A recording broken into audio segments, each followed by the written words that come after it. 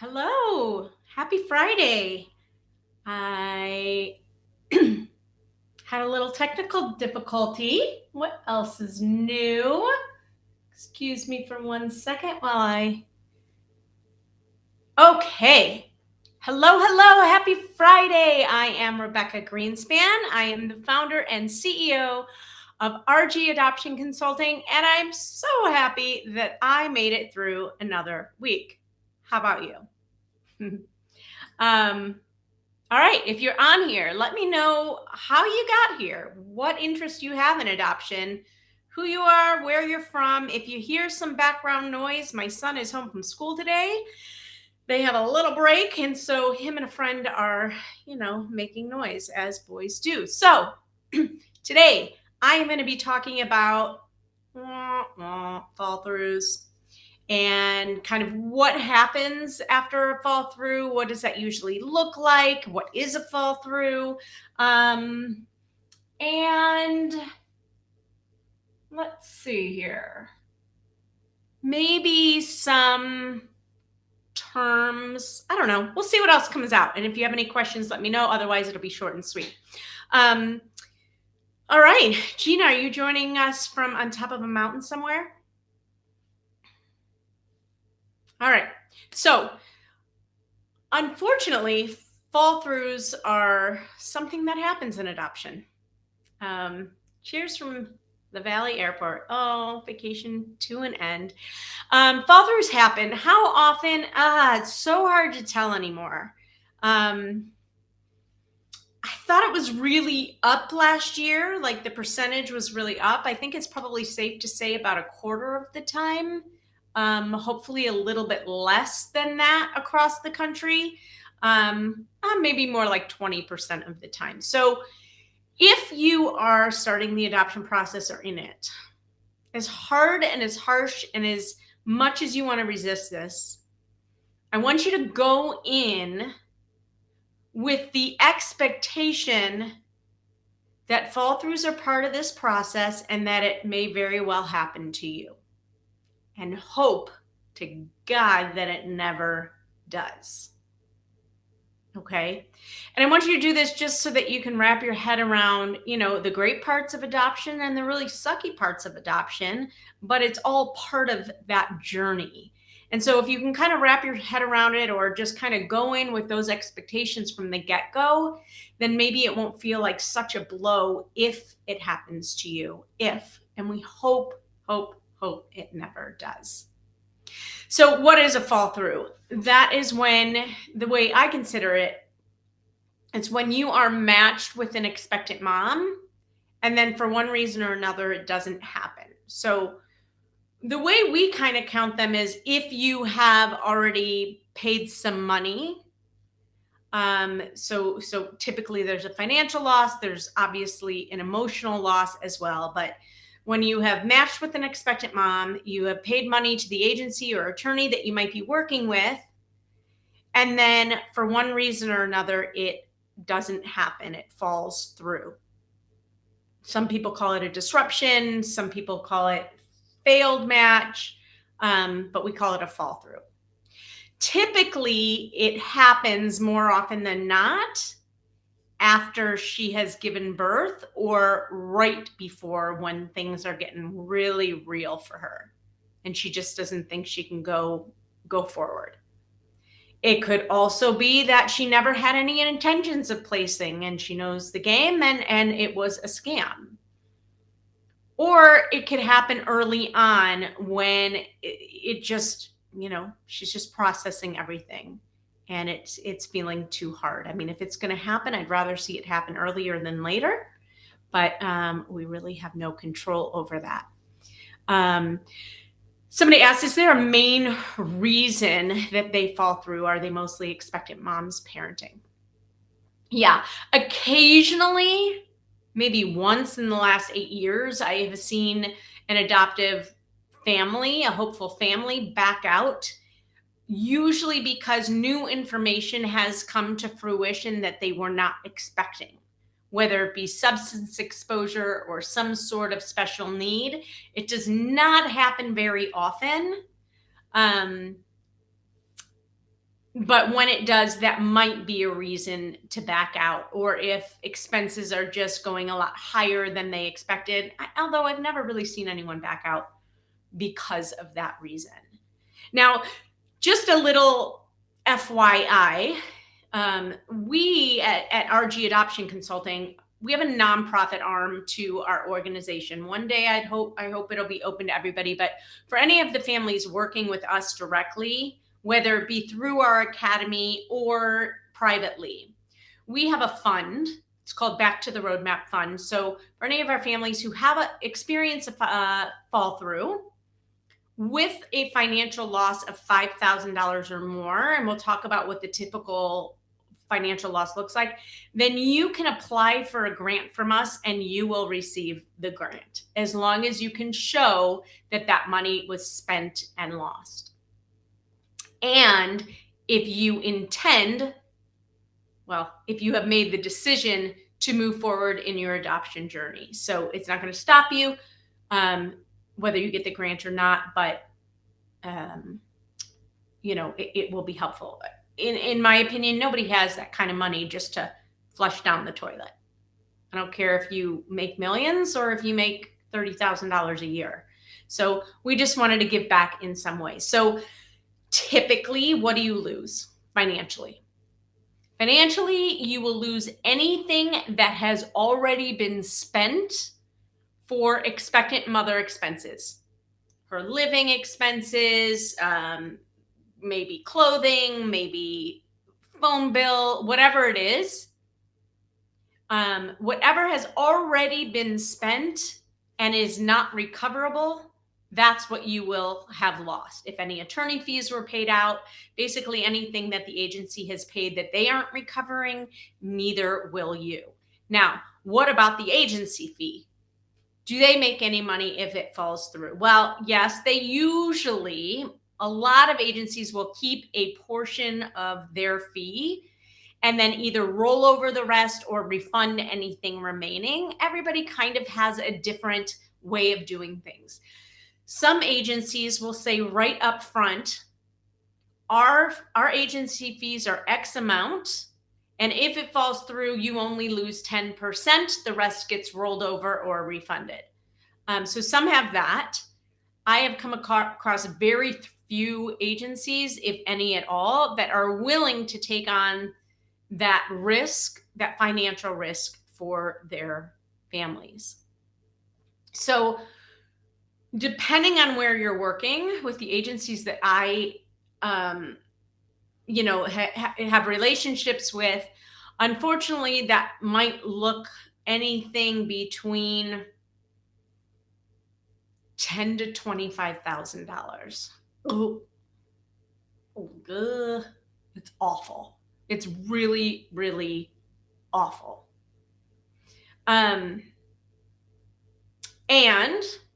the other thing is, anyone who I've ever worked with who has experienced a fall through have all gone on to adopt. Somehow they find a way to make it happen. And maybe that's where grants come into play as well. There are a lot of different grants out there to look into. And I have had families after experiencing a fall through that have received grants. Great. Whatever questions you have, ask. Unfortunately, for whatever reason, I don't even know who's asking the question because it comes up on my software thing that I'm using as just Facebook user. On Instagram, I can see you, but that's why I'm not looking directly at you. Do we work with people looking to adopt but live in New York? We used to. We have one or two clients left that are from New York, but we are not taking on anyone else from New York. The issue with New York is that agencies have to be licensed in New York in order to work with an adoptive family, a hopeful family from New York. In order to get licensed, New York, from what I understand, really puts an agency through the ringer. It costs a lot of money. It's a lot of paperwork. It's a lot of time. And agencies just don't feel the need to go through that, because there's so many other adoptive families. So most agencies will not go through the process of getting licensed in New York to work in order to work with New York families. There are some, and some agencies and attorneys are willing to partner with an agency or attorney in New York in order to facilitate the adoption. That can work. And frankly, I think probably most any agency could do that if they really wanted to, which might mean giving up some of their fees. Imagine that. So, you could certainly push and say, well, what if what if I'm working with a placing agency, or my home study agency can facilitate the match? Are you willing to work with them and work with us? You might push a little bit on that. Or if you have an attorney in New York that might be willing to, talk with an agency if they are willing to do the matching. So while we know a good handful of agencies that do or can work with families from New York,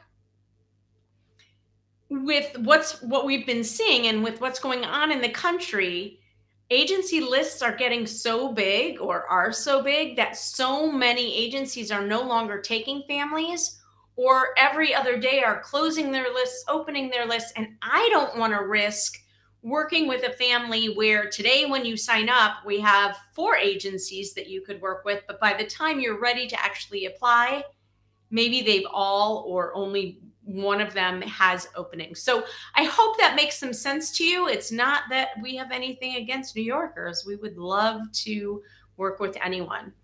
Any other questions about, so the other thing, and here comes the boys. I am live right now, guys. So if you could not be up here, that would be great. Okay. The life of,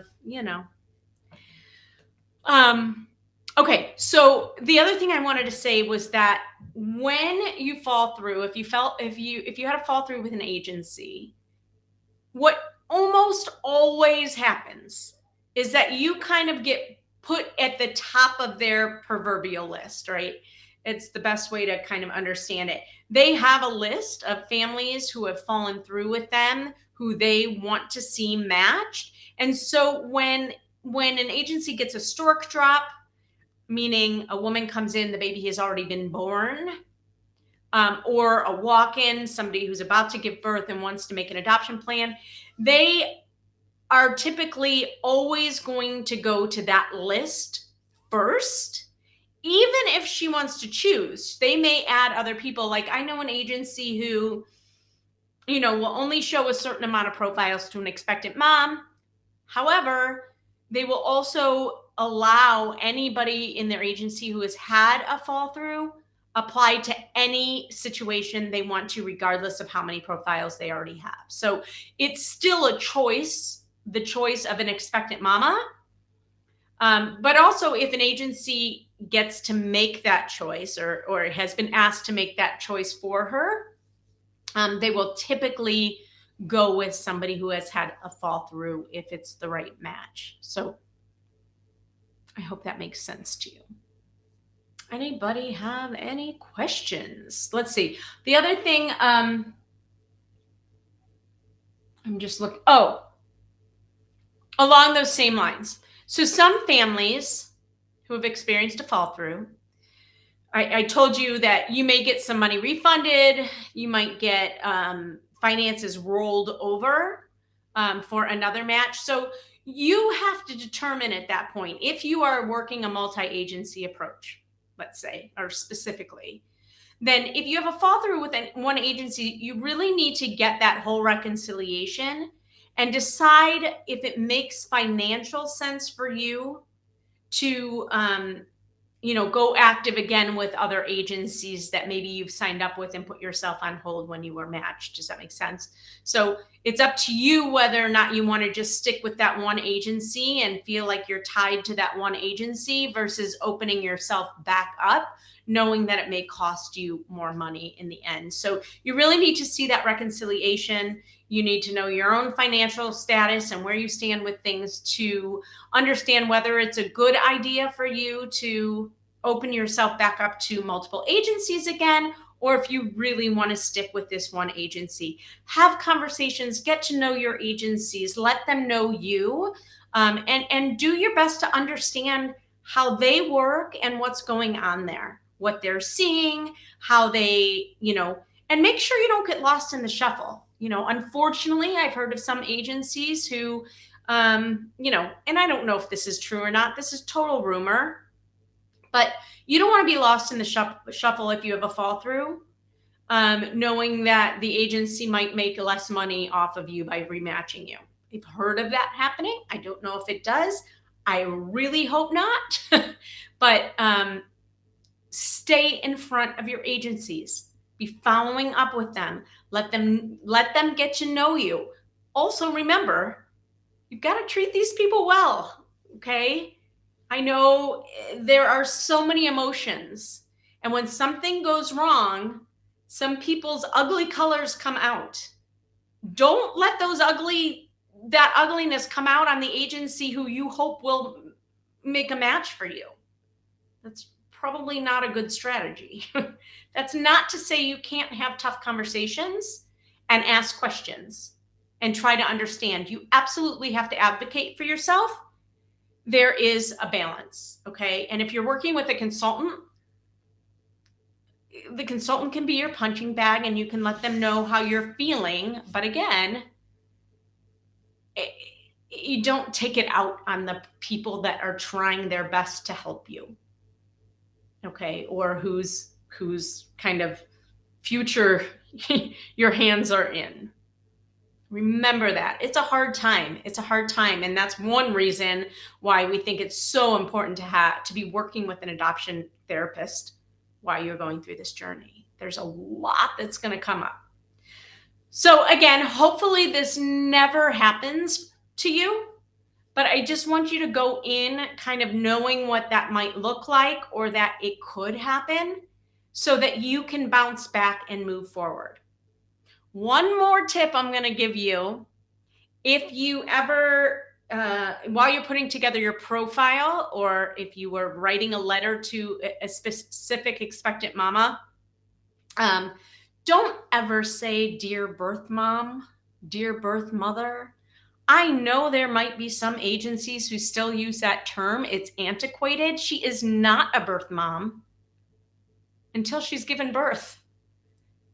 She might be a mom, and she might be an expectant mom of another child, but she is not a birth mother yet until she has made a placement or given birth. Okay? So don't ever write a dear birth mom letter. If you know her name, use her name. If you don't you don't need any salutation. Just write. Okay. Those are my tips for today. We will do our best to keep our families and you. We want you to stay on that adoption roadmap. If you veer off, because you might, you'll be able to get back on. And we would love to help you do that. So stay on that adoption roadmap. Keep moving forward. Don't lose hope. These are things that can derail you.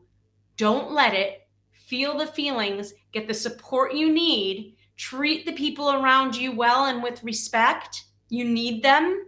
You want them. We are here to hold you up and pour hope and love into you. Have a great weekend. I'm here if you have any questions. Love to you all. Bye for now.